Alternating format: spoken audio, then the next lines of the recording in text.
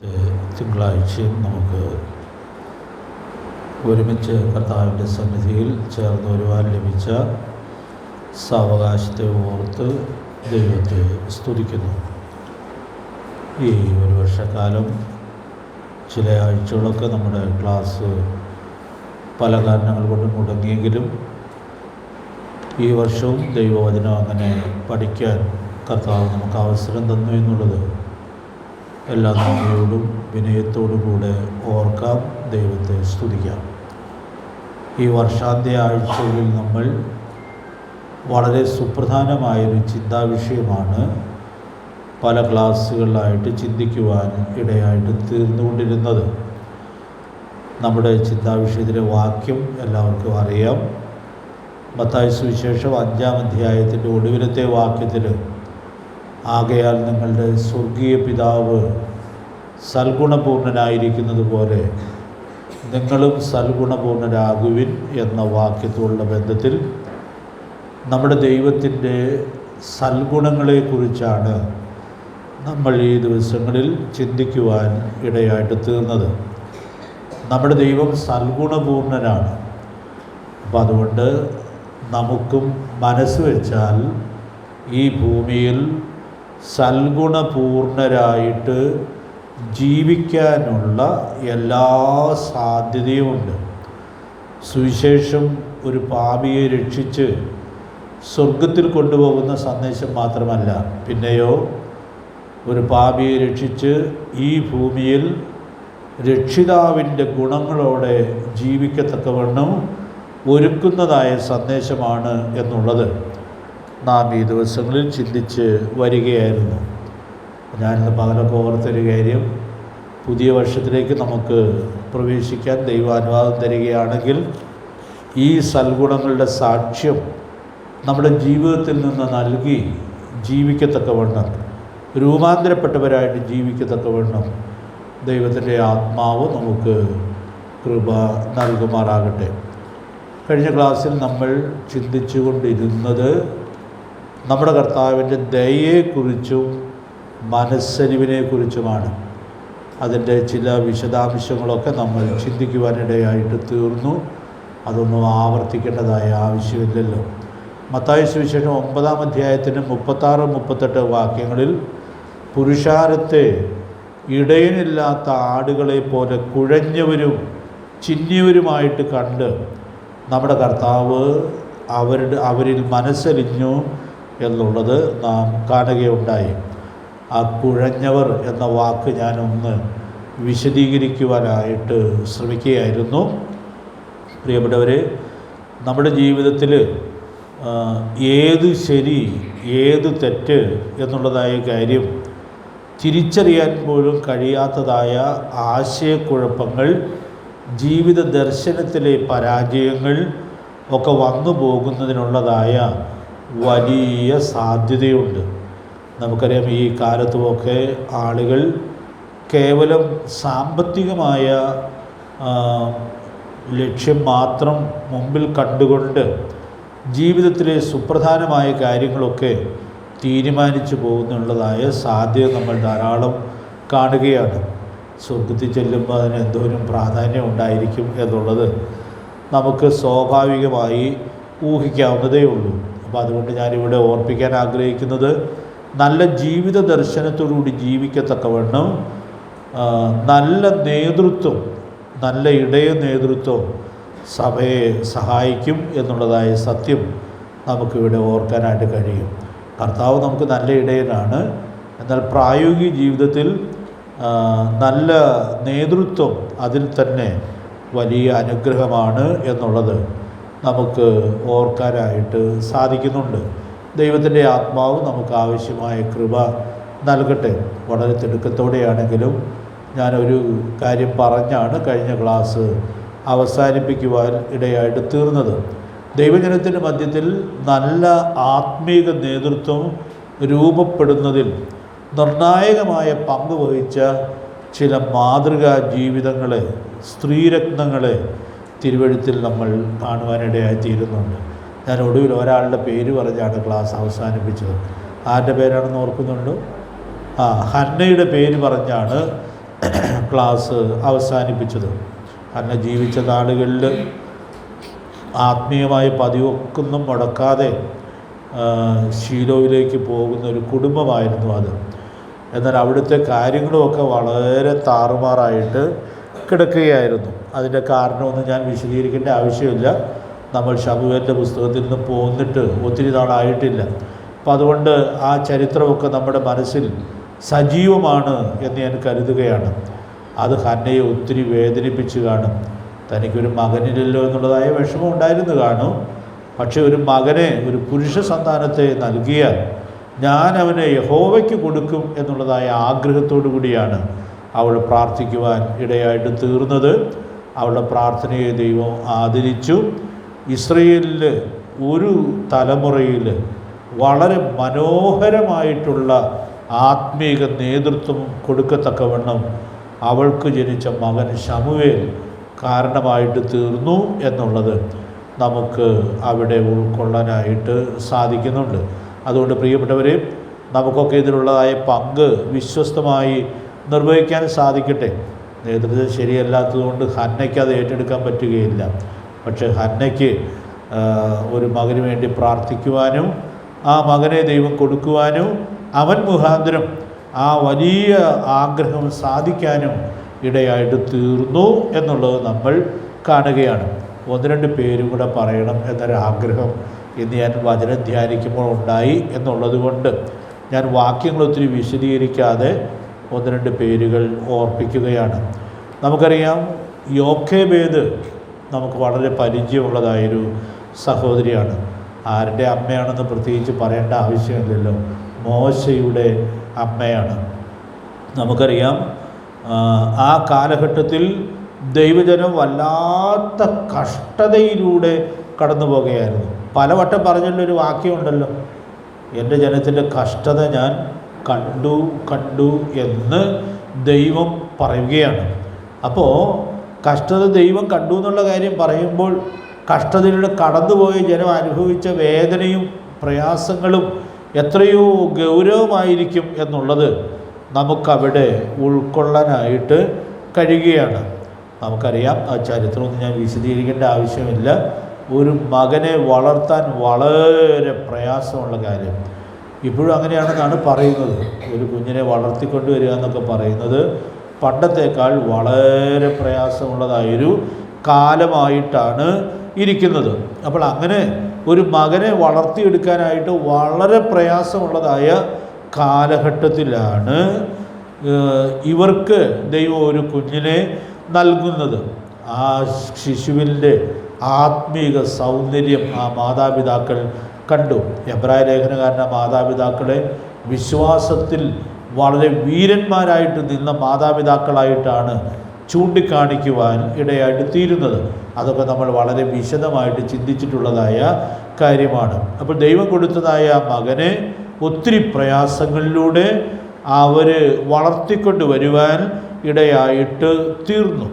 ശിശു സുന്ദരനെന്ന് കണ്ടപ്പോൾ അവൻ്റെ ശാരീരികമായ സൗന്ദര്യമായിരിക്കില്ല ആ മാതാപിതാക്കൾ കണ്ടത്. പിന്നെയോ, ഞങ്ങൾ അകപ്പെട്ടിരിക്കുന്ന ഈ അവസ്ഥയിൽ നിന്ന് ഞങ്ങൾക്കൊരു ഉദ്ധാരകൻ വേണം, ഈ മകൻ അതായിരിക്കും എന്നുള്ളതായ വിശ്വാസത്തോടു കൂടിയാണ് അവർ അവനെ വളർത്തിക്കൊണ്ട് വരുവാൻ ഇടയായിട്ട് തീർന്നത്. നമുക്കറിയാം, അവൻ വളർന്നു, അവനെ വളർത്തി, പിന്നീട് അവൻ കൊട്ടാരത്തിൽ വളർന്നു. പിൽക്കാലത്ത് ദൈവജനത്തിൻ്റെ വലിയ ഉദ്ധാരകനായിട്ട് അവൻ രൂപപ്പെട്ടു എന്നുള്ളത് നമുക്ക് കാണുവാനായിട്ട് സാധിക്കുന്നുണ്ട്. രാജാവിൻ്റെ കൊട്ടാരത്തിൽ ചെന്ന ശേഷം ഈ ശുശ്രൂഷയ്ക്കുള്ള ഒരു പരിശീലനവും കിട്ടിക്കാണാൻ സാധ്യതയില്ല. എല്ലാം മിസ്രയീമിൻ്റെ ജ്ഞാനമായിരിക്കും അവിടെ അഭ്യസിച്ചത്. പക്ഷേ ആ അമ്മയോടുകൂടെ, ആ മാതാപിതാക്കളോടുകൂടെ അവനുണ്ടായിരുന്ന ആ ബാല്യകാലത്ത് അവന് കിട്ടിയ ആത്മീക വെളിച്ചമാണ് ഏറ്റവും നിർണായകമായ തീരുമാനം എടുക്കേണ്ട സമയത്ത് എടുത്ത് പ്രായോഗികമാക്കത്തക്കവണ്ണം അവനെ ഒരുക്കുവാൻ ഇടയായിട്ട് തീർന്നത്. അതുകൊണ്ട് പ്രിയപ്പെട്ടവരെ, ഞാൻ ഇവിടെയെല്ലാം പറയാനായിട്ട് പങ്കിടാനായിട്ട് ശ്രമിക്കുന്നതായ കാര്യം, അമ്രാമിൻ്റെയും യോക്കേബേദിൻ്റെയും വിശ്വാസം നമുക്കും ഈ നാടുകളിൽ ഏറ്റെടുത്ത് ദൈവം നമുക്ക് തരുന്ന മക്കളെ ഈ വലിയ ആത്മീക ലക്ഷ്യത്തോടെ വളർത്തിയെടുക്കത്തക്കവണ്ണം ദൈവാത്മാവ് നമുക്ക് ധാരാളം ദൈവകൃപ നൽകട്ടെ. ഞാനിങ്ങനെ ഒരു വാചകം ഇവിടെ പറഞ്ഞു പോകാം എന്ന് ആഗ്രഹിക്കുകയാണ്. ഭക്തിയുള്ള കുടുംബത്തിലെ നല്ല നേതൃത്വം രൂപപ്പെടുകയുള്ളൂ. ഒന്നുകൂടി ഞാൻ പറയുകയാണ്, ഭക്തിയുള്ള കുടുംബത്തിലെ നല്ല നേതൃത്വം രൂപപ്പെടുകയുള്ളൂ. അപ്പം അതുകൊണ്ട് നമ്മൾ ദൈവഭക്തിയോടെ ജീവിക്കുക എന്നുള്ളത് എത്രയോ പ്രധാനപ്പെട്ടതായ കാര്യമായിട്ടാണ് ഇരിക്കുന്നത്. ദൈവത്തിൻ്റെ ആത്മാവ് നമുക്ക് അതിനാവശ്യമായ ദൈവകൃപ നൽകട്ടെ.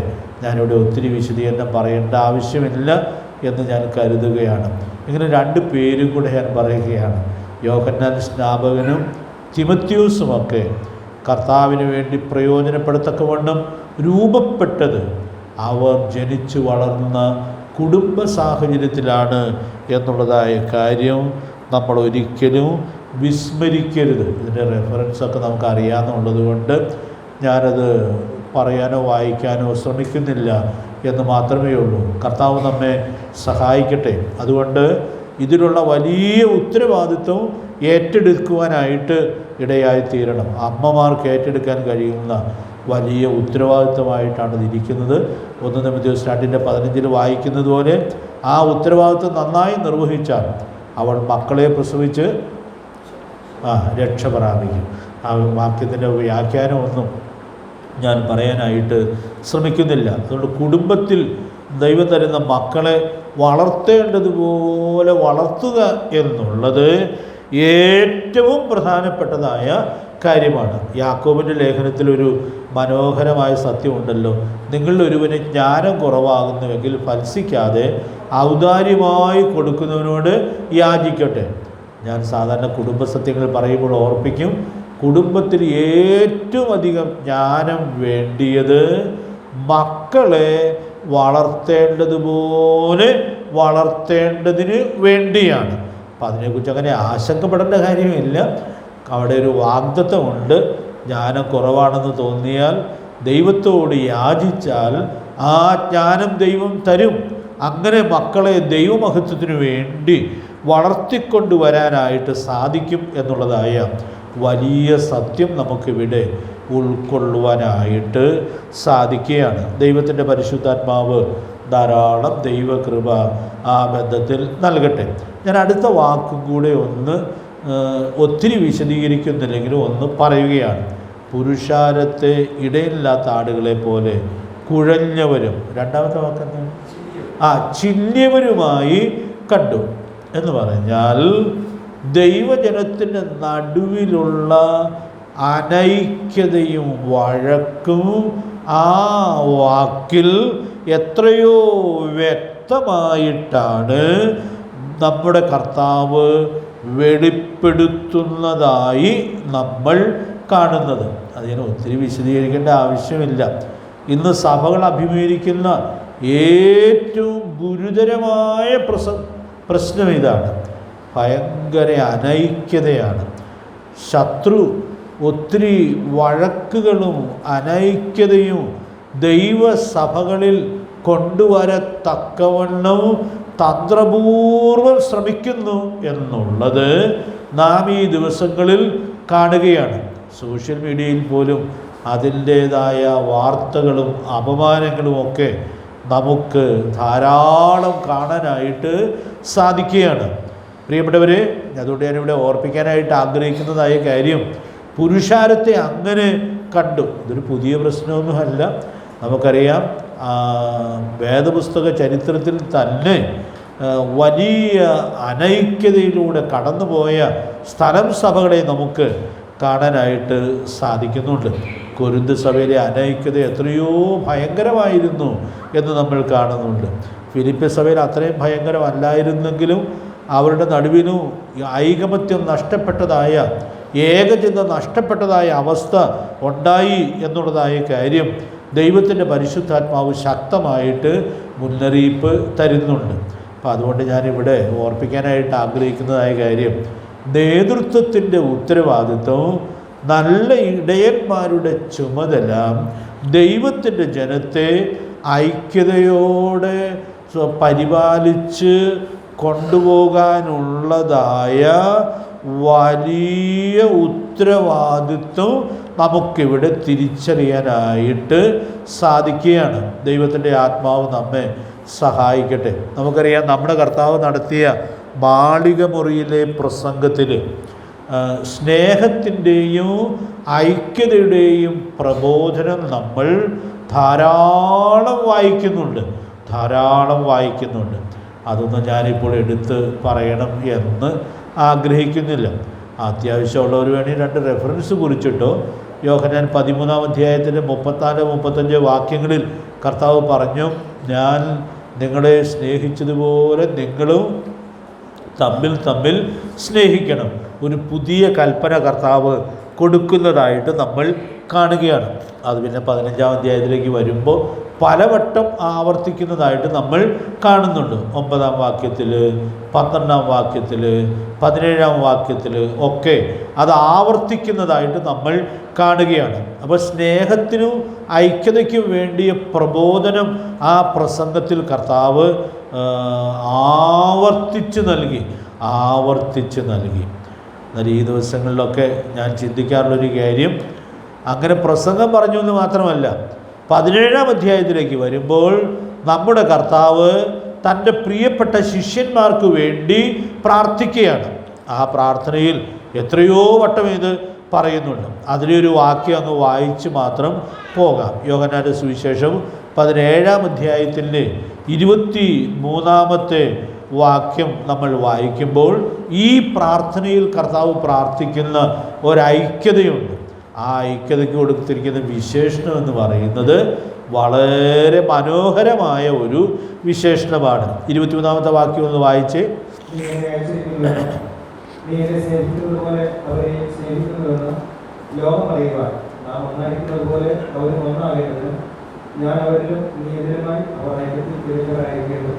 അപ്പോൾ അവിടെ പറയുമ്പോൾ 2 പ്രയോഗങ്ങൾ അവിടെ ഞാനൊന്ന് എടുത്ത് പറയുകയാണ്. രണ്ടാമത്തെ പ്രയോഗം എന്ന് പറയുന്നത് അവർ ഐക്യത്തിൽ തികഞ്ഞവരായിരിക്കണം.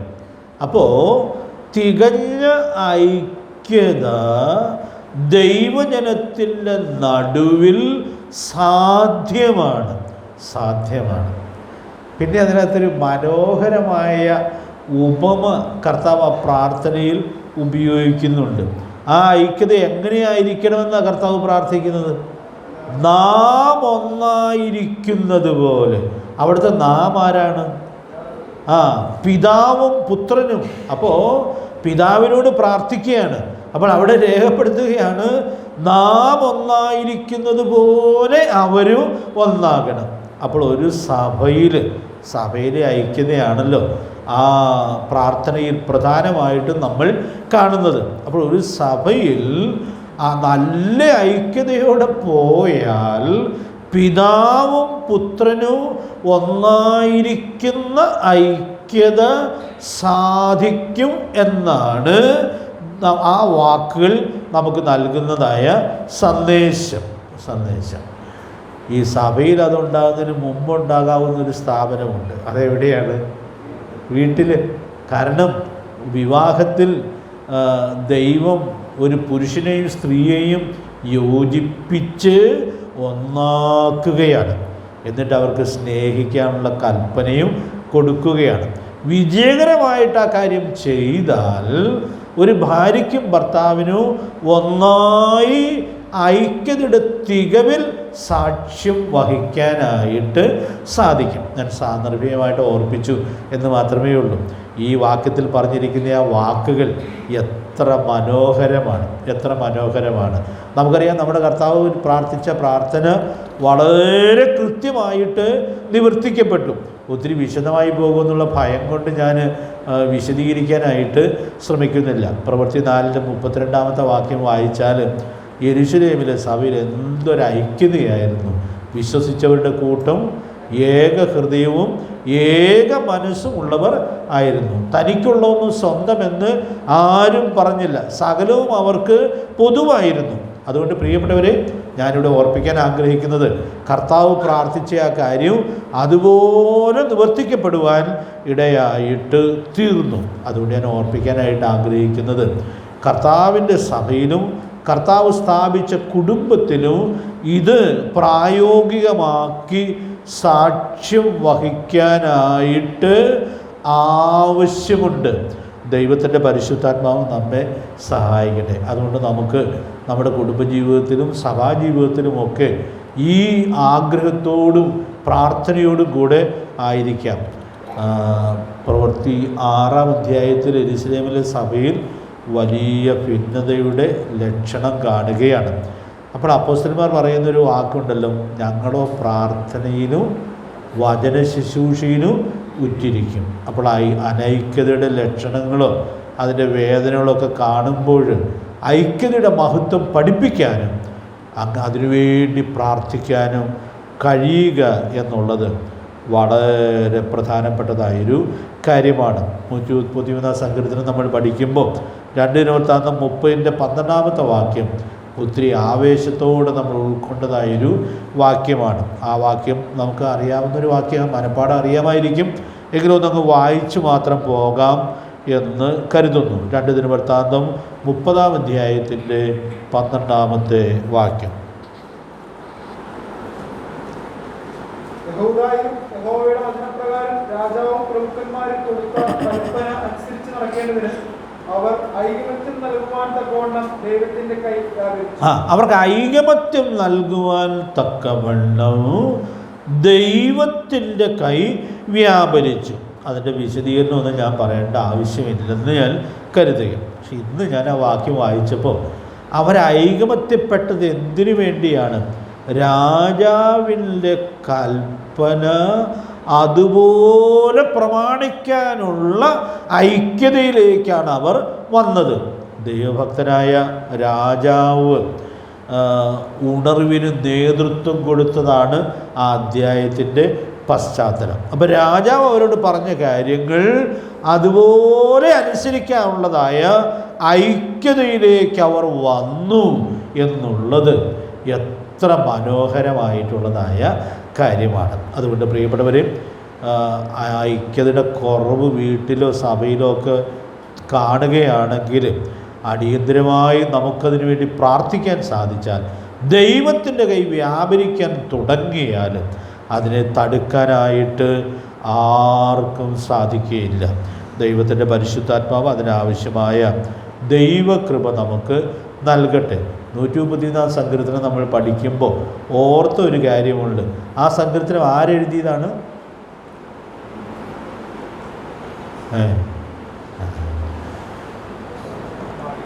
ആരോഹണ ഗീതങ്ങൾ ദാവീദ് എഴുതിയതാണെന്നാണ് പൊതുവെ വിചാരിക്കുന്നത്. പഠിപ്പിച്ചപ്പോൾ ഞാനത് വിശദമായിട്ട് പറഞ്ഞായിരുന്നു.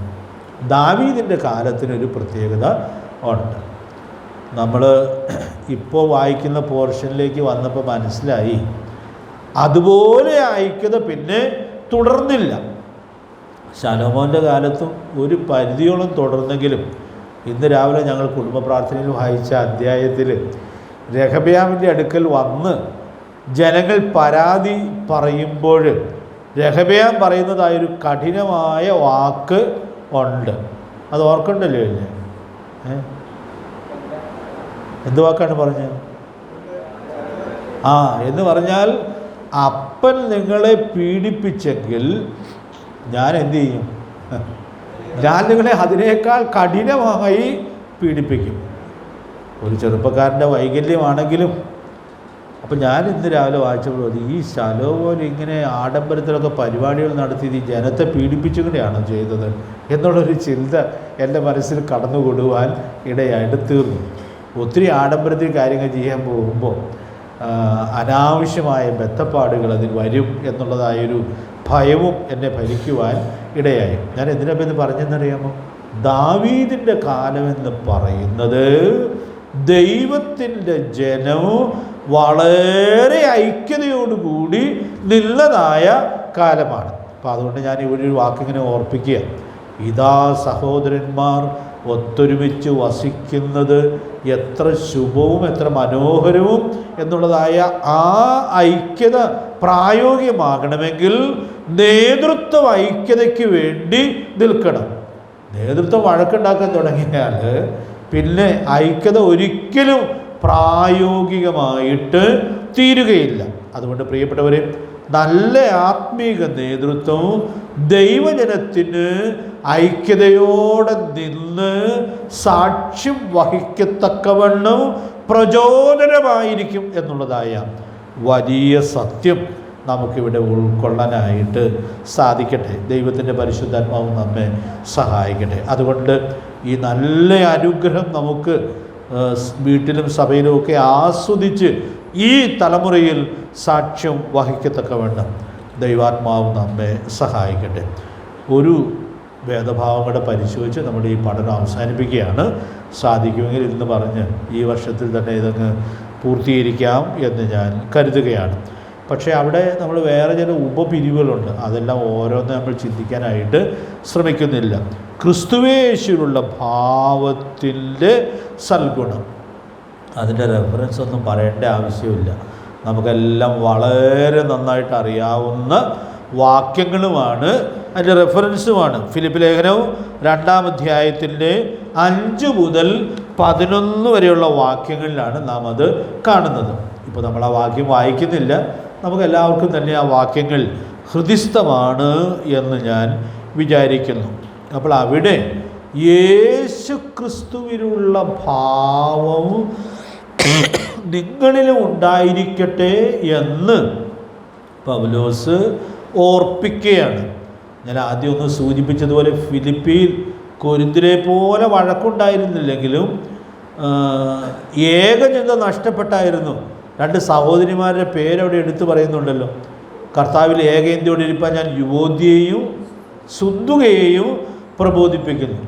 അവർ ചെറിയ വഴക്കുണ്ടാക്കിയതിന് 121 ആയിട്ടും അതിൻ്റെ അലയടികൾ മാറിയിട്ടില്ല. ലോകമെമ്പാടും എന്തോരം ആളുകളാണ് ഇത് വായിച്ചുകൊണ്ടിരിക്കുന്നത്. ഏറ്റവും കൂടുതൽ വായിക്കുന്നത് ഈ പുസ്തകമല്ലേ. അപ്പോൾ 20 നൂറ്റാണ്ടുകൾക്കപ്പുറം ജീവിച്ചിരുന്ന ഈ സഹോദരിമാർ വളരെ തെറ്റായ നിലയിലുള്ളൊരു പ്രതീകങ്ങളായിട്ട് തലമുറകളുടെ മുമ്പിൽ നിൽക്കുകയാണ്. അതുകൊണ്ട് ഞാൻ ഭയത്തോടെ ഓർപ്പിക്കുകയാണ്, നമ്മൾ ജീവിക്കുന്ന ചിലപ്പോൾ ഒരു കുറച്ച് നാളൊക്കെയോ കാണുകയുള്ളൂ. പക്ഷേ നമ്മൾ ശരിയല്ലാതെ ജീവിക്കുന്നത് എത്രയോ ദൂരവ്യാപകമായിട്ടുള്ള ദോഷത്തിനും പേരുദോഷത്തിനും കാരണമാകാമെന്നുള്ളത് ഒരു ഭയമായിട്ട് ഏറ്റെടുക്കുവാൻ സാധിക്കട്ടെ. അപ്പം അതുകൊണ്ട് അനൈക്യതയുടെ ലക്ഷണം ഉണ്ടായിരുന്ന സഭയ്ക്ക് എഴുതുമ്പോൾ അവരോട് പറയുകയാണ്, ക്രിസ്തുവേശുവിലുള്ള ഭാവം നിങ്ങളിലും ഉണ്ടായിരിക്കട്ടെ. അതിന് മുൻ വാക്യങ്ങൾ വായിച്ചാൽ അത് കുറച്ചുകൂടി നിങ്ങൾക്ക് വ്യക്തമായി മനസ്സിലാക്കുവാനായിട്ട് സാധിക്കും. അതുകൊണ്ട് നമുക്ക് ഈ പുതിയ വർഷം കർത്താവ് തരികയാണെങ്കിൽ യേശു ക്രിസ്തുവിലുള്ള ഭാവത്തോടെ ജീവിക്കാം. ഞാനെൻ്റെ ഒരു ലിസ്റ്റ് മാത്രം പറഞ്ഞ് ഈ ക്ലാസ് അവസാനിപ്പിക്കാം എന്ന് കരുതുന്നു. 1, സമത്വം മുറുകെ പിടിച്ചുകൊള്ളണം എന്ന് വിചാരിക്കാത്ത ഭാവം. അതിൻ്റെ വിശദീകരണമൊന്നും ഞാൻ പറയണം എന്ന് ആഗ്രഹിക്കുന്നില്ല. ഒരേ ഗ്രേഡിൽ ജോലി ചെയ്തുകൊണ്ടിരുന്ന ഒരാളെ അതിലൊരാൾക്കൊരു പ്രൊമോഷൻ കൊടുക്കാനിടയായിട്ട് തീർന്നാൽ അത് വരുത്തി വയ്ക്കുന്ന അസ്വസ്ഥത എത്രത്തോളമാണ്. ചില വർഷങ്ങൾക്ക് മുമ്പ് ഗൾഫിൽ ഒരു സ്ത്രീ കൊല്ലപ്പെടുന്നതിന് ഇത് കാരണമായി തീർന്നു എന്നുള്ളത് അന്ന് വളരെ കോളിലൊക്കെ ഉണ്ടാക്കിയതായൊരു വാർത്തയായിരുന്നു. കാരണം വേറെ ഒരു കാരണമില്ല, അവൾക്കൊരു പ്രൊമോഷൻ തൻ്റെ കൂട്ടത്തിൽ ജോലി ചെയ്തിരുന്ന പുരുഷനേക്കാൾ അധികം കൊടുക്കാനിടയായിട്ട് തീർന്നു. അവന് അസൂയ സഹിക്കാനായിട്ട് സാധിച്ചില്ല. ഞാൻ ഈ വാക്യം വായിക്കുക എപ്പോഴും അത് ഓർക്കും. ഈ സമത്വം മുറുകെ പിടിച്ചുകൊള്ളുക എന്നുള്ള ആഗ്രഹം ഉണ്ടായാൽ പ്രിയപ്പെട്ടവരെ, അത് വലിയ അസ്വസ്ഥതകൾക്ക് കാരണമായിട്ട് തീരും. നമ്മുടെ കർത്താവിനെ കുറിച്ച് പറയുകയാണ്, ദൈവത്തോടുള്ള സമത്വം മുറുകെ പിടിച്ചുകൊള്ളണമെന്ന് വിചാരിക്കാതെയാണ് നമുക്ക് വേണ്ടി കർത്താവ് ലോകത്തിലേക്ക് ഇറങ്ങി വരുവാൻ ഇടയായിട്ട് തീർന്നത്. നമ്മൾ ധാരാളം ആരാധനയോദ്യം ധ്യാനിക്കുന്ന കാര്യമാകുകൊണ്ട് ഞാൻ വിശദീകരിക്കുന്നില്ല. 2-ാമത്തെ കാര്യം, ദാസരൂപം എടുത്തതായ ഭാവം. മനുഷ്യനായി എന്ന് മാത്രമല്ല, മനുഷ്യനായ കർത്താവ് ഒരു ദാസനെ പോലെ സേവയെ ചെയ്തു എന്നുള്ളത് നമ്മൾ കാണുകയാണ്. അപ്പം ഞാനൊരു 7 കാര്യം ഇപ്പോൾ ഇവിടെ പറയും. എൻ്റെ വിശദാംശങ്ങൾ ഞാൻ ഈ പറയുന്നതിനേക്കാൾ നിങ്ങൾക്ക് മനസ്സിലാകും. യേശുവേ നിൻ്റെ രൂപമേ എൻ്റെ കണ്ണുകൾക്ക് എത്ര സൗന്ദര്യം എന്ന് പറയുന്ന ആ പാട്ട് നിങ്ങളൊന്ന് വായിച്ചു നോക്കിയാൽ മതി. വായിച്ചാൽ തന്നെ ഈ സത്യങ്ങളെല്ലാം മനോഹരമായ നിലയിൽ ആ ദൈവത്തിൻ്റെ ദാസൻ വർണ്ണിച്ചിരിക്കുന്നത് നമുക്കവിടെ കാണുവാനായിട്ട് സാധിക്കുകയാണ്. അതുകൊണ്ട് ഞാൻ ഒരു വാചകം, ഒരു പ്രബോധനമായി പറഞ്ഞോട്ടെ. നമുക്ക് മറ്റുള്ളവരെ ശുശ്രൂഷിക്കാൻ, ഒരു ദാസനെ പോലെ സേവ ചെയ്യാനുള്ളതായ ആ മനോഭാവം സൂക്ഷിച്ച് ജീവിക്കുവാൻ ദൈവത്തിൻ്റെ പരിശുദ്ധാത്മാവ് നമ്മെ സഹായിക്കട്ടെ. 3, മനുഷ്യ സാദൃശ്യത്തിലായ ഭാവം. ഇതിലേതാദ്യം പറയേണ്ടതെന്നൊരു സന്ദേഹമുണ്ടായി. മലയാള ബൈബിളിൽ പറഞ്ഞിരിക്കുന്ന ക്രമത്തിൽ ഞാനതങ്ങ് നോട്ട് ചെയ്തു എന്ന് മാത്രമേ ഉള്ളൂ. പ്രിയപ്പെട്ടവരെ, ദൈവം മനുഷ്യനായി തീർന്ന കാര്യമല്ലേ ഈ ഡിസംബർ മാസത്തിൽ കഴിഞ്ഞ ആഴ്ചയിലുമൊക്കെ ലോകമെമ്പാടും ആചരിക്കുവാൻ ഇടയായി തന്നു. ആചരിച്ചവരൊന്നും ഇതൊന്നും ഓർത്തല്ല ആചരിച്ചത്, അവർ വേറെ കാര്യങ്ങളൊക്കെയാണ് ആചരിച്ചത്. പക്ഷേ എന്താണ് നമ്മുടെ കർത്താവിൻ്റെ ജനനത്തിൻ്റെ പ്രത്യേകത? ദൈവം മനുഷ്യനായിട്ട് ഈ ഭൂമിയിലേക്ക് വന്നു. അവരത് ഓർത്താലും ഓർത്തില്ലെങ്കിലും നമുക്ക് ഓരോ ദിവസവും അത് നന്ദിയോടും വിനയത്തോടും കൂടെ ഓർക്കാനുള്ളതായ വലിയ ഉത്തരവാദിത്വവും ഉണ്ട്. 4, തന്നെത്താൻ ഒഴിച്ചതായ ഭാവം. ആ വാക്കുകൾക്ക് ഒത്തിരി വിശദീകരണവും അതിനെക്കുറിച്ചുള്ള അർത്ഥവ്യത്യാസങ്ങളും ഒക്കെ ധാരാളം ചിന്തിക്കാവുന്നതാണ്. അതിലേക്കൊന്നും ഞാൻ പോകണം എന്നാഗ്രഹിക്കുന്നില്ല. ഞാനൊരിക്കൽ റെഫർ ചെയ്ത ഒരു ഇംഗ്ലീഷ് വേർഷനിൽ ഉപയോഗിച്ചിരിക്കുന്ന വാക്കാണ് എനിക്ക് ഏറ്റവും സ്വീകാര്യമായിട്ട് തോന്നിയിട്ടുള്ളത്. തന്നെത്താൻ ഒഴിച്ചു എന്നുള്ളതിന് അവിടെ പരിഭാഷ ചെയ്തിരിക്കുന്നത് ഹി കർട്ടൈൻഡ് ഹിസ് ഗ്ലോറി എന്ന് പറഞ്ഞാൽ, നമ്മുടെ കർത്താവ് ഈ ഭൂമിയിലായിരുന്നപ്പോൾ നമ്മുടെ കർത്താവിൻ്റെ ദൈവത്വത്തിൻ്റെ മഹത്വം മറയിട്ടാണ് ജീവിക്കുവാനും ശുശ്രൂഷിക്കാനും ഇടയായിട്ട് തീർന്നത്. ചില ആളുകളെയൊക്കെ സൗഖ്യമാക്കിയിട്ട് കർത്താവ് കർശനമായി പറഞ്ഞു, നീ ഇതാരോടും പറയരുത് എന്ന് പറഞ്ഞാൽ, ആരോടും പറയരുതെന്ന് പറഞ്ഞാൽ അവൻ 10 പേരോട് പറഞ്ഞോട്ടെ എന്ന് കരുതി പറഞ്ഞതല്ല. പിന്നെയോ നമ്മുടെ കർത്താവിൻ്റെ മഹത്വം മറയിടുകയായിരുന്നു. ഞാനിന്ന് രാത്രിയിൽ ഓർപ്പിക്കുകയാണ്, ഈ ഭാവമൊന്നും ഉൾക്കൊണ്ടാൽ പ്രിയപ്പെട്ടവരെ അത് പ്രായോഗികമാക്കേണ്ടതുപോലെ പ്രായോഗികമാക്കിയാൽ നമ്മുടെ ജീവിതവും നമ്മുടെ അധ്വാനവും പാടെ മാറുവാൻ ഇടയായിട്ട് തീരും. നമുക്ക് പലപ്പോഴും നമ്മെ തന്നെ വെളിപ്പെടുത്താനുള്ള ആഗ്രഹമാണ്, ഇല്ലാത്ത പ്രാപ്തി വെളിപ്പെടുത്താനുള്ള താല്പര്യമാണ് പലപ്പോഴും പിശാച് നമ്മുടെ മനസ്സിൽ തരുന്നത്. അത് പിശാചിൻ്റെ പ്രകൃതവും ഭാവവുമാണല്ലോ. എന്നാൽ നമ്മുടെ കർത്താവിൻ്റെ ഭാവവും കർത്താവ് തൻ്റെ മഹത്വവും മറയിട്ടാണ് ജീവിക്കുവാൻ ഇടയായിട്ട് തീർന്നത്. അതുകൊണ്ട് പ്രിയപ്പെട്ടവരെ, ഇതൊക്കെ പ്രായോഗികമാക്കി ജീവിക്കാനായിട്ട് ദൈവാത്മാവ് നമ്മെ സഹായിക്കട്ടെ. അടുത്തത് 5, വേഷത്തിൽ മനുഷ്യനായി വിളങ്ങിയ ഭാവം. നമ്മുടെ കർത്താവിനെ കണ്ടാൽ ഒരു സാധാരണ മനുഷ്യൻ. അതുകൊണ്ടാണ് യൂദ കർത്താവിനെ ഒറ്റിക്കൊടുക്കേണ്ടി വന്നതെന്നാണ് പറയുന്നത്. കർത്താവും ശിഷ്യന്മാരും കൂടെ ഒരുമിച്ച് യാത്ര ചെയ്യുമ്പോൾ അതിൽ കർത്താവ് ആരാണെന്നുള്ളത് ഒറ്റ നോട്ടത്തിൽ തിരിച്ചറിയുകയില്ലായിരുന്നു. ഇന്ന് ക്രിസ്തീയ കോളേജിലേക്ക് നിങ്ങളൊന്ന് നോക്കിയേ, അതിലുള്ള നേതൃത്വത്തിൻ്റെ ഗ്രേഡ് അനുസരിച്ച് ആരും പറയണ്ട, അവരുടെ വസ്ത്രധാരണം തന്നെ കണ്ടാൽ അവരുടെ ഗ്രേഡും തിരിച്ചറിയാനായിട്ട് സാധിക്കും. എവിടെ പോയി കാര്യങ്ങൾ? അപ്പോൾ ക്രിസ്തീയമായ മനോഭാവം എന്ന് പറയുന്നത് നമ്മുടെ കർത്താവിൽ കാണുന്ന ഭാവം വേഷത്തിൽ മനുഷ്യനായി വിളങ്ങി, തൻ്റെ ശിഷ്യന്മാരിൽ നിന്ന് പോലും ഒരു നോട്ടത്തിൽ ഒരു വ്യത്യസ്തത ആർക്കും തോന്നാൻ ഇടയാകാത്ത നിലയിൽ കർത്താവ് അവരെ പോലെയാണ് ജീവിച്ചതെന്നുള്ളത് എത്ര മനോഹരമായൊരു കാര്യമാണ്. ഈ വാക്കുകളൊക്കെ നിങ്ങൾ ചിന്തിക്കണം കേട്ടോ. ഇത് പ്രായോഗിക ജീവിതത്തിൽ നമുക്ക് സൂക്ഷ്മതയോടെ ഉൾക്കൊള്ളാനായിട്ട് സാധിക്കണം. നമ്മുടെ കർത്താവ് പഠിപ്പിച്ച മാതൃക, കർത്താവ് പഠിപ്പിച്ചതായ നേതൃത്വം അത് എത്രയോ വ്യത്യസ്തമാണ് എന്നുള്ളതായ വലിയ സത്യം നമുക്കിവിടെ ഉൾക്കൊള്ളാനായിട്ട് സാധിക്കുകയാണ്. ആറാമത്തേത്, തന്നെത്താൻ താഴ്ത്തിയ ഭാവം. അവിടെ ഞാൻ വിശദീകരണത്തിലേക്ക് പോകാനായിട്ട് ശ്രമിക്കുന്നില്ല. നമുക്കറിയാം, നമ്മുടെ കർത്താവ് പറഞ്ഞൊരു വാക്യത്തിൽ ലൂക്കോസ് 18 പറഞ്ഞിട്ടുണ്ട്, തന്നെത്താൻ താഴ്ത്തുന്നവനെല്ലാം ഉയർത്തപ്പെടും. അടുത്ത വാചകം എന്താണെന്ന് ഓർക്കണ്ടല്ലേ?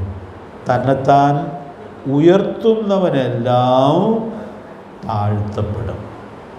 പ്രിയപ്പെട്ടവരെ, നമ്മുടെ കർത്താവിൻ്റെ ഭാവം തന്നെത്താൻ താഴ്ത്തിയതായ ഭാവമാണ്.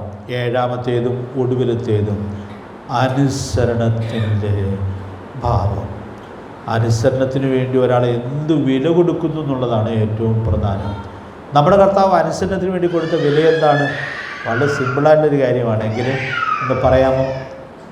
മരണത്തോളം, ക്രൂശിലെ മരണത്തോളം തന്നെ അനുസരണമുള്ളവനായിട്ട് തീർന്നു. അപ്പോൾ അനുസരണത്തിന് കൊടുക്കാവുന്ന ഏറ്റവും വലിയ വില മരണമാണ്. അതും ശാപകരമായ ക്രൂശ് മരണം നമ്മുടെ കർത്താവ് ഏറ്റെടുത്തുകൊണ്ടാണ് പിതാവിനോടുള്ള അനുസരണം വെളിപ്പെടുത്തുവാൻ ഇടയായിട്ട് തീർന്നത്. അതുകൊണ്ട് പ്രിയപ്പെട്ടവരെ, ഞാൻ വേഗത്തിൽ അതങ്ങ് പറഞ്ഞു, നല്ല പരിചയമുള്ള വേദഭാഗമായതുകൊണ്ട് ഈ 7 ഭാവങ്ങൾ ഉൾക്കൊണ്ട് നമുക്ക് നമ്മുടെ ജീവിതത്തെ രൂപപ്പെടുത്താനായിട്ട് സാധിക്കട്ടെ. 9ാമത്തെ വാക്യം എന്നെ ഈ ദിവസങ്ങളിലേറെ ചിന്തിപ്പിക്കുന്ന ഒരു വാക്യമാണ്. അതുകൊണ്ട് ദൈവവും അവനെ ഏറ്റവും ഉയർത്തി. ഏതുകൊണ്ടെന്ന് ചോദിച്ചാൽ ഈ 7 കാര്യങ്ങളും അതിൻ്റെ ഉത്തരത്തിൽ വരുന്നതാണ്. അതുകൊണ്ട് ഞാൻ ഇന്ന് രാത്രിയിൽ ഓർപ്പിക്കാനായിട്ട് ആഗ്രഹിക്കുന്നതായ കാര്യം, നമുക്ക് നമ്മെ തന്നെ സൂക്ഷിച്ച് നമ്മുടെ ഗുരുനാഥൻ്റെ ഭാവം ഉൾക്കൊണ്ട് ജീവിക്കാനായിട്ട് സാധിച്ചാൽ അതിൻ്റെ വലിയ നന്മ ഇവിടെ നമ്മൾ കാണുകയാണ്. അപ്പോൾ അങ്ങനെ സാധിച്ചാൽ, ഇവിടെ നമ്മുടെ കർത്താവിനെ കുറിച്ചാണ് പറയുന്നത്. പക്ഷേ കർത്താവിനെ കുറിച്ച് പറയുന്നതായ കാര്യം, നമ്മോടുള്ള ഈ ഭാവം ഉൾക്കൊണ്ട് ജീവിക്കുന്ന ദൈവമക്കളോടുള്ള ബന്ധത്തിലും അത് വളരെ പ്രസക്തമാണ്. അതുകൊണ്ടാണല്ലോ ലൂക്കോസ് 18:14 കർത്താവ് പറഞ്ഞത്, തന്നെത്താൻ താഴ്ത്തുന്നവനെല്ലാം ഉയർത്തപ്പെടും. അതുകൊണ്ട് പ്രിയപ്പെട്ടവരെ, നമ്മുടെ കർത്താവിൽ കാണുന്ന ഈ മനോഹരമായ ഭാവം അതിൻ്റെ എല്ലാ തനിമയിലും പകർത്തി യേശുക്രിസ്തുവിൻ്റെ ഭാവത്തോടെ ഈ തലമുറയിൽ ജീവിച്ച് സാക്ഷ്യം വഹിക്കത്തക്ക വേണം ദൈവത്തിൻ്റെ പരിശുദ്ധാത്മാവ് നമുക്ക് ധാരാളം ദൈവകൃപ നൽകട്ടെ. ഒടുവിലായി 2-3 വാചകങ്ങളോടെ പറഞ്ഞ് ഞാൻ അവസാനിപ്പിക്കട്ടെ. സ്വർഗീയ പിതാവിൻ്റെ സൽഗുണങ്ങളോടെ ജീവിക്കുന്നവർ കർത്താവിൻ്റെ സന്നിധിയിൽ ആദരിക്കപ്പെടും. ഇവിടെയും ആദരിക്കപ്പെട്ടേക്കാം, പ്രതീക്ഷിക്കണ്ട. പക്ഷേ ഇവിടെ കർത്താവ് അങ്ങനെ ഒത്തിരി ആദരിക്കപ്പെടുകയല്ലല്ലോ ചെയ്തത്. ഈ ഭാവത്തോടെയൊക്കെ ജീവിച്ചെങ്കിലും നമ്മുടെ കർത്താവ് കടന്നുപോയ പ്രതികൂലങ്ങളും കഷ്ടതകളും എത്രയോ അധികമായിരുന്നു എന്ന് നമ്മൾ കാണുന്നുണ്ട്. അതുകൊണ്ട് പ്രിയപ്പെട്ടവരെ, ഇവിടെയൊന്നും നമുക്ക് പ്രതീക്ഷിക്കാതിരിക്കാം.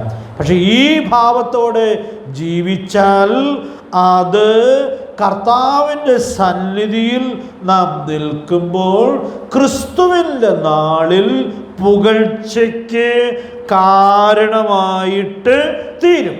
അപ്പോൾ നമുക്ക് തന്നിട്ടുള്ള ജീവിതം ഈ ഏകാഗ്രതയോടെ ജീവിക്കേണ്ടതിന് ദൈവാത്മാവ് നമുക്ക് ധാരാളം ദൈവകൃപ നൽകട്ടെ. അതുകൊണ്ട് പ്രിയപ്പെട്ടവരെ, നമുക്ക് നിത്യതയെ ലക്ഷ്യമാക്കി ഈ ഉന്നതമായ ഉൾക്കാഴ്ച സൂക്ഷിച്ച് ജീവിക്കാം. ഞാനിങ്ങനെ ഓർപ്പിക്കട്ടെ, നാം രക്ഷിക്കപ്പെട്ടപ്പോൾ സാധിച്ച ഏറ്റവും വലിയ അനുഗ്രഹം നിത്യനരകത്തിൽ നിന്ന് വിടുവിക്കപ്പെട്ടതാണെന്നുള്ളത് ഞാൻ വിസ്മരിക്കുന്നില്ല.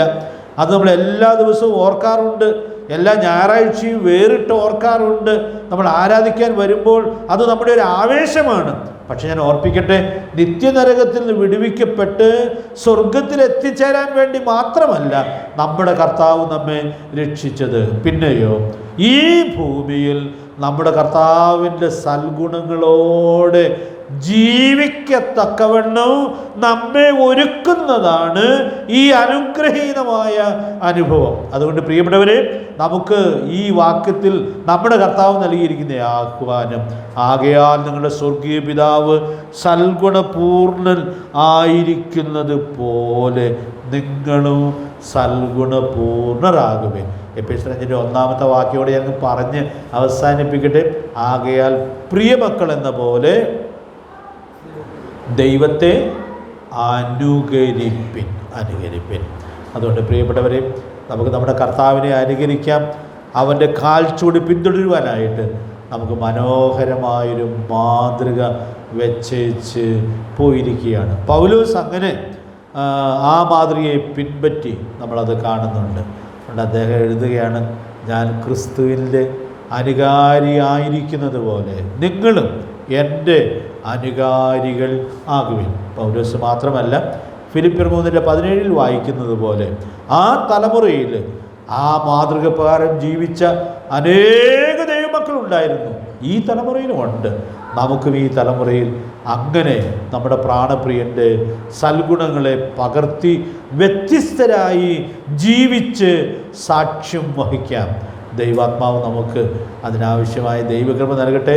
ഗിരിപ്രഭാഷണത്തെക്കുറിച്ചൊക്കെ ഇടയ്ക്ക് ഞാൻ പറയാറുണ്ടല്ലോ, ഈ പ്രസംഗം പ്രായോഗികമാക്കിയാൽ നമുക്ക് ശരാശരിക്ക് മുകളിൽ ഈ തലമുറയിൽ വ്യത്യസ്തരായി ജീവിച്ച് സാക്ഷ്യം വഹിക്കുവാനായിട്ട് സാധിക്കും. ദൈവത്തിൻ്റെ ആത്മാവ് നമുക്ക് കൃപ നൽകട്ടെ. അതുകൊണ്ട് 5-ാം അധ്യായത്തിൻ്റെ ധ്യാനവും പഠനവും നമ്മൾ ഇന്ന് രാത്രിയിൽ അവസാനിപ്പിക്കുകയാണ്. കർത്താവ് താമസിച്ച് നമുക്ക് 6-ാം അധ്യായത്തിലേക്ക് അടുത്ത ക്ലാസ്സിൽ പ്രവേശിക്കാം എന്ന് കരുതുന്നു. കർത്താവ് നമ്മെ സഹായിക്കട്ടെ. പുതിയ വർഷത്തിൽ ഈ വലിയ ഉൾക്കാഴ്ച പ്രായോഗികമാക്കി ജീവിച്ച് സാക്ഷ്യം വഹിക്കുവാൻ സ്വർഗത്തിലെ ദൈവം നമ്മെ എല്ലാവരെയും സഹായിക്കട്ടെ. കർത്താവിൻ്റെ വിലയേറിയ നാമം വാഴ്ത്തപ്പെടുമാറാകട്ടെ.